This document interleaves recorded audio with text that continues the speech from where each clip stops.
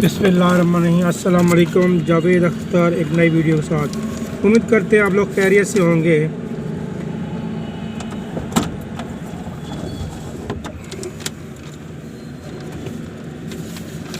आज हम जुम्मा के दिन की अहमियत के बारे में बात करेंगे।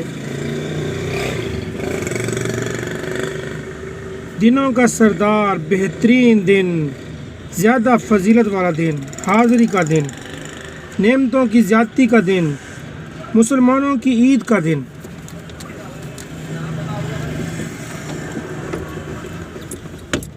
जबकि ज़माना जहालियत में इस दिन को यौम उर्बा, रहमत का दिन भी कहा जाता था। जुमा दरअसल एक इस्लामी इस्लाह है। यहूद के यहाँ हफ्ते का दिन इबादत के लिए मखसूस था, क्योंकि इसी दिन अल्लाह ने बनी इसराइल को फ़िरौन के जुल्म से निजात बख्शी। ईसाइयों ने अपने आप को यहूदियों से अलहदा करने के लिए इतवार का दिन मुकर्रर किया इबादत के लिए। अगरचे के मुसलमानों ने हज़रत ईसा अलैहिस्सलाम ने इनका कोई उनको नहीं हुक्म दिया था, ना उनके किताब अंजील में आया था। इस्लाम ने इन दोनों उम्मतों से इस्लाम ने इन दोनों मिलतों से अपनी मिलत को मुमताज़ करने के लिए इन दोनों दिनों को छोड़कर जुम्मा को इज्तिमा इबादत के लिए इख्तियार किया, और इसी बिना पर जुम्मा को मुसलमानों की ईद का दिन कहते हैं। नबी सल्लल्लाहु अलैहि वसल्लम के मदीना मुनव्वरा हिजरत करने और सूरह जुम्मा के नज़ूल से कबल अंसार सहाबा ने मदीना मुनव्वरा में देखा कि यहूदी हफ्ता के दिन और नसार इतवार के दिन जमा होकर इबादत करते हैं। मदीना मुनव्वरा के इन मुसलमानों ने तय किया कि हम भी एक दिन अल्लाह ताला का ज़िक्र और इबादत करने के लिए जमा हों। हज़रत अबू उमामा के पास जुम्मा के दिन लोग जमा हुए। हज़रत असद बिन ज़ुरारा हज़रत असद बिन ज़ुरारा ने 2 रकात नमाज नफल पढ़ी।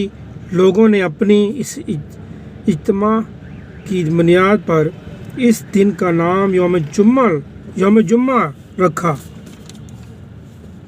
अल्लाह ताला और रसूल सल्लल्लाहु अलैहि वसल्लम के यहाँ इस दिन की कितनी अहमियत है, इसका कुछ अंदाज़ा हम इन हदीस मुबारक से लगा सकते हैं, जिनमें इस दिन की अहमियत और अज़मत और तरीक़ों से समझाई गई। इस दिन की अहमियत इस तरीके से समझाया गया है।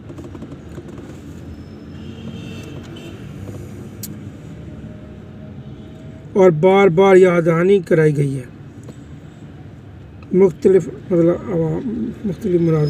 मौक़ों पर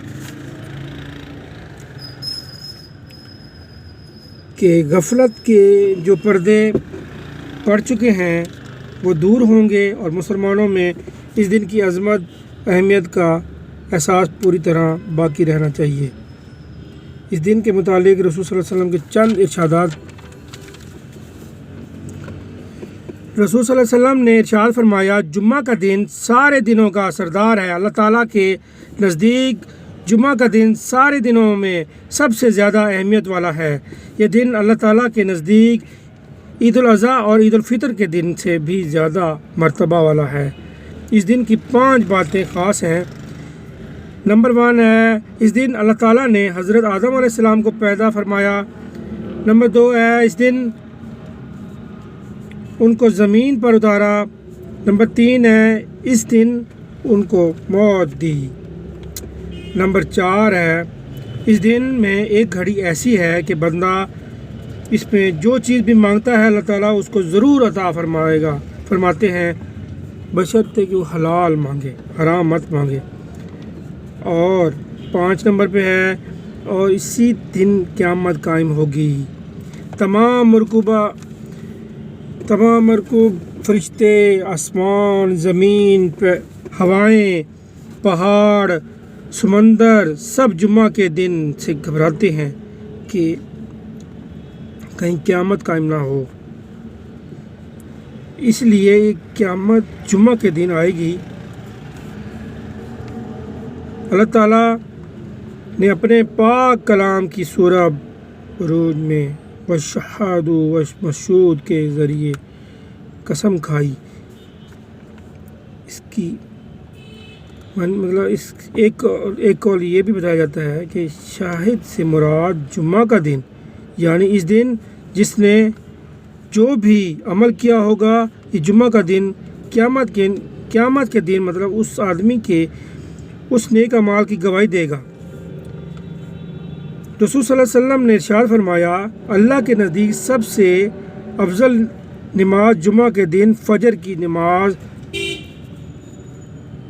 جماعت کے ساتھ ادا کرنا۔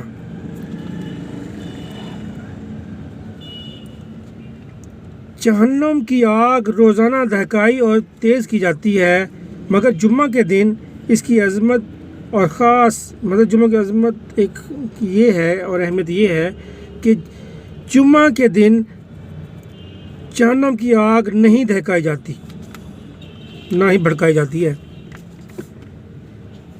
جمعہ کے دن کی خصوصیات جمعرات شام سے ہی شروع ہو جاتی ہیں اور جمعہ شام تک باقی رہتی ہیں۔ جمعہ کی خصوصی اعمال یہ ہیں کہ آپ درود شریف کثرت سے پڑھیں، جمعرات کی شام اور جمعہ کی رات سے ہی اس عمل کی طرف متوجہ ہونا شروع ہو جائے۔ نبی صلی اللہ علیہ وسلم نے ارشاد فرمایا، جمعہ کے دن جمعہ کی رات کثرت سے درود پڑھا کرو، اور ایسا کرے گا جو میں قیامت کے دن اس کی شفاعت کروں گا۔ نبی صلی اللہ علیہ وسلم نے ارشاد فرمایا، تمہارے دنوں میں سب سے افضل دن جمعہ کا دن ہے، اس دن کثرت سے درود پڑھا کرو، کیونکہ تمہارا درود پڑھنا مجھ پر پہنچایا جاتا ہے۔ رسول صلی اللہ علیہ وسلم نے ارشاد فرمایا، اللہ کے نزدیک سب سے افضل نماز جمعہ کے دن فجر کی نماز جماعت کے ساتھ ادا کرنا ہے۔ عام دنوں میں بھی فجر کی نماز اور باجماعت نماز بڑی فضیلت رکھتی ہے، مگر جمعہ کے دن اس کی فضیلت اور اہمیت کئی گنا بڑھا دی جاتی ہے۔ جمعہ کے دن سورۃ کہف کی تلاوت حدیث میں یعنی کہ پوری سورۃ کہف پڑھنے کی ترغیب ہے۔ ایک اور حدیث میں ہے کہ سورۃ کہف کی ابتدائی 10 آیات پڑھنے کی ترغیب ہے۔ ایک اور حدیث میں ہے کہ سورۃ کہف کی ابتدائی 10 آیات کے ساتھ آخری 10 آیات کی پڑھنے کی بھی ترغیب ہے۔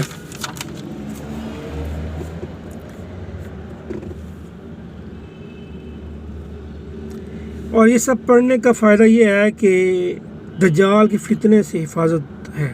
سورۃ کہف پڑھنے سے اس امت کے یعنی اپنی امت کو دجال سب سے زیادہ خطرناک ترین فتنہ ہے، اس لیے اسے بچاؤ کا بہترین وظیفہ جمعہ کے دن رکھا گیا ہے، جو امت کے حق میں سب سے افضل اور خیر والا دن ہے۔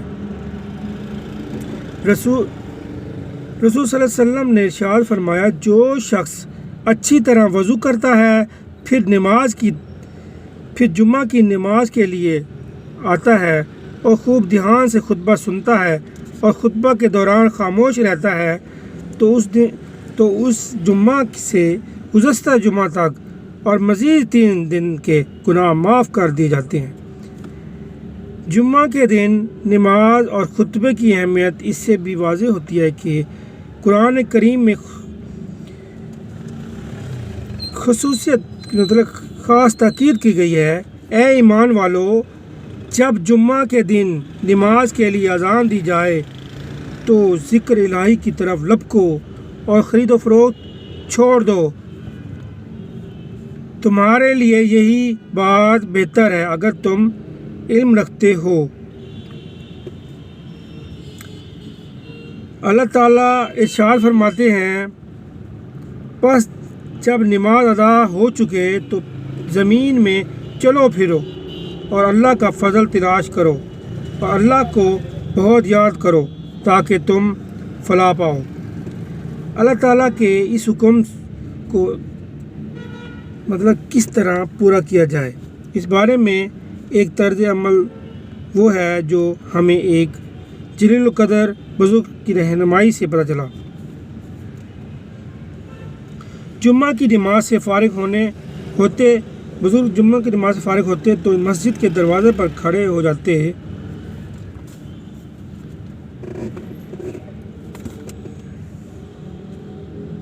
اور فرماتے، اے اللہ بے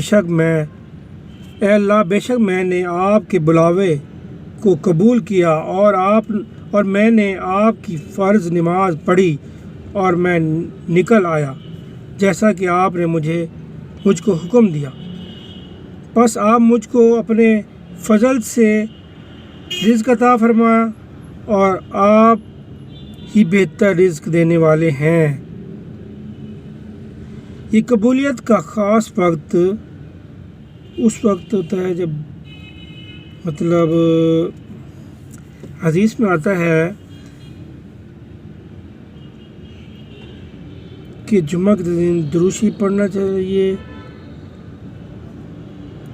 اور اللہ سے رحمت کی امید رکھنی چاہیے۔ رسول صلی اللہ علیہ وسلم نے ارشاد فرمایا، جمعہ کے دن ایک وقت ایسا ہوتا ہے کہ مسلمان بندہ جو مانگتا ہے اللہ اس کو ضرور عطا فرما دیتا ہے۔ وہ وقت عصر کے بعد ہوتا ہے، اس لیے ایک مسلمان کو چاہیے کہ وہ اس دن کے آداب اور شرائط کو بالکل جمعہ کے آداب اور شرائط کو جمعہ کا آداب کرے، احترام کرے اور اس مبارک دن کو نیکیوں میں گزارے، غفلت میں نہ گزارے۔ پورا اگر آپ جمعہ کے دن اس مبارک دن میں مسواک کرنا چاہیے، بال درست کروانا چاہیے، ناخن کو کاٹنا چاہیے، مونچھیں بنوانی چاہیے، عمدہ دستیاب خوشبو لگانی چاہیے کپڑوں پہ، جلد جمعہ کے لیے جامع مسجد جانا چاہیے، اللہ تعالیٰ کے لیے خوش و خصوص اور عاجزی کے ساتھ جانا چاہیے۔ مسجد میں اعتکاف کی نیت سے جانا چاہیے۔ مسجد میں لوگوں کی گردنیں نہیں پھانگ کے جانی چاہیے، چھلانگ لگا کے جانی چاہیے۔ نمازیوں کے سامنے سے بالکل نہیں گزرنا چاہیے۔ پہلی صف میں جمعہ کے دن آپ پہلی صف میں جانے کی کوشش کریں۔ پہلی صف میں ہمیں ایک اونٹ کی قربانی جتنا ثواب ملتا ہے۔ جمعہ سے لے کر مغرب تک اور عصر سے مغرب تک مسجد میں ٹھہرنا چاہیے، قبولیت کے وقت کی امید رکھنا چاہیے۔ جمعہ کے دن فقراء کو صدقہ ضرور دینا چاہیے۔